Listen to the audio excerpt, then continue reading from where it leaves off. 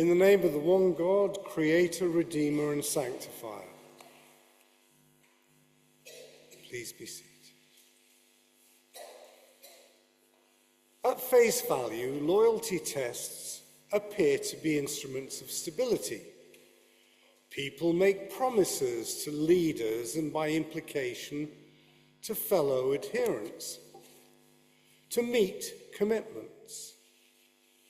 Our loyalty spans state obligations and private clubs, schools and businesses. We know what disloyalty looks like, and we tend to be harsh in our condemnation of it.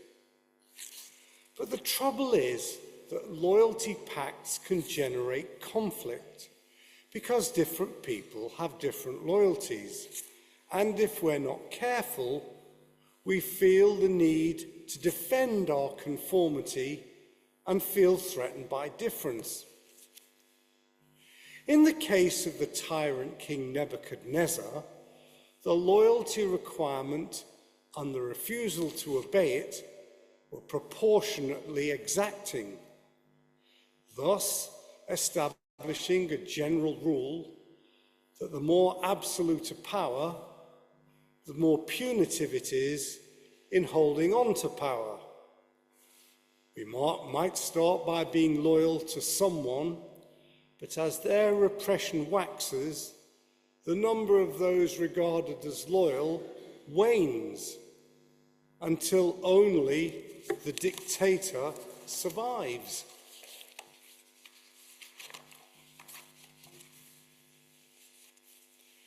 The greater the number of small fry the beast devours, the bigger it grows, and the larger those it can devour. So this kind of loyalty is delusional. Diversity is the only way to stay safe. One of the chief symptoms of loyalty is the suppression of difference, the assertion that I am right and others are wrong. And that is dealt with in the second parable from Matthew about the wheat and the tares. Taken at face value, this parable says that those who think themselves righteous should not interfere with those they deem sinners. But I think we should take this further. If we accept the parable at face value, we have to be sure we know who the sinners are before we can exercise earthly judgment. So the conclusion of the parable is correct in two ways. It tells us to leave judgment to God, and it tells us to be careful how we determine what is sinful. And on this second point, I don't in the least mean obvious cases like starving people stealing bread or people acting in self-defense. What I mean is our duty to refrain from making simplistic ethical judgments about complex cases in a complex society. To give only two instances, how much do we know about how to draw the line between sickness and sin? And how much do we know about the relative influences of nature and nurture?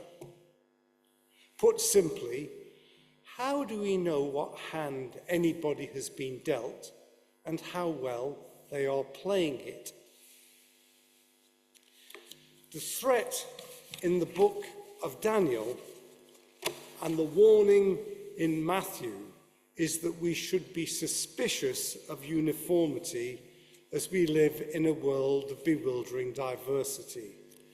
And that if we do not live in such a world, then we are in danger of living inside a self-referential bubble.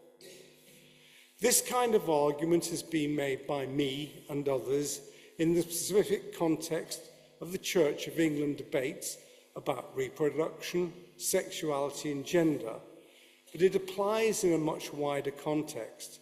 Loyalty and partiality can blind us to possibility.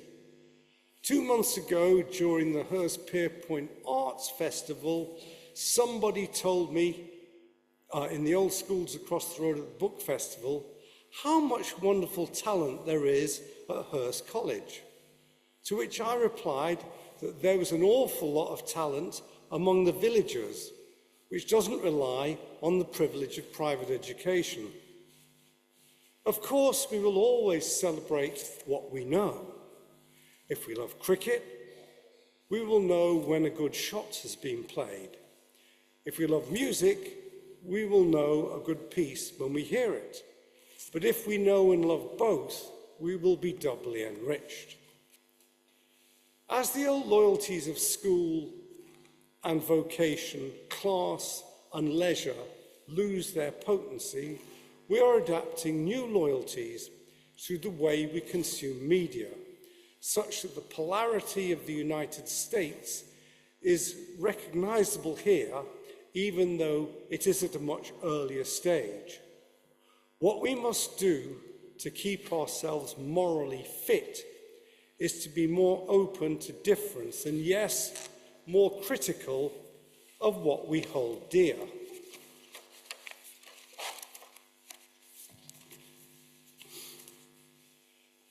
And what applies in general particularly applies in church matters. We are called upon by St. Paul and by the letter to the Hebrews to support one another and to remain in unity, not to criticize others adversely and separate ourselves from those who are different.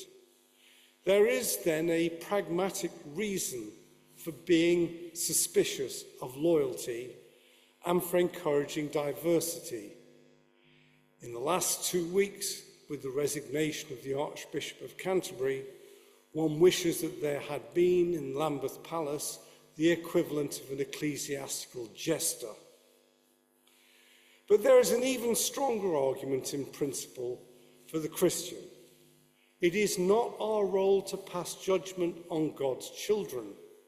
There may be a need for civic justice, although it is seriously biased in favour of the rich and against the poor.